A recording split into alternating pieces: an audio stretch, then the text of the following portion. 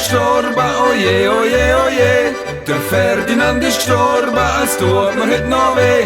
Er, wo so viel hat gewonnen und die Liebe im Quartier. Der Ferdinand ist gestorben, das arme Tier.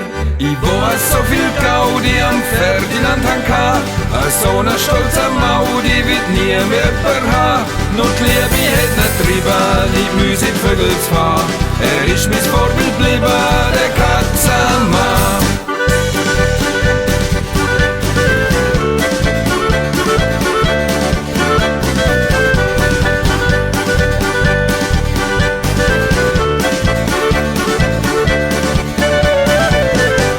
Wenn er sich unbeschwert, ein ganzes Leben lang, hat gesungen in der Gärte und nichts als meinen Gesang.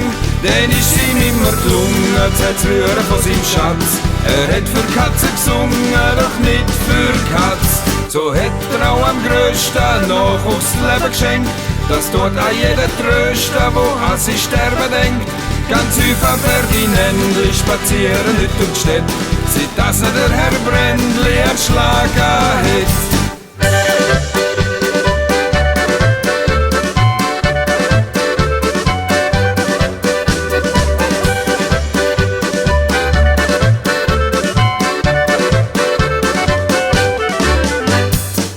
Man sollte sie strafen, verschliessen das Herz für Kunst. Sie wollen immer nur schlafen und haben kein Sinn für Brunst. So hat auch der Herr Brändli mit nem Topf für die Nacht dem armen Ferdinändli eine Sendung gemacht.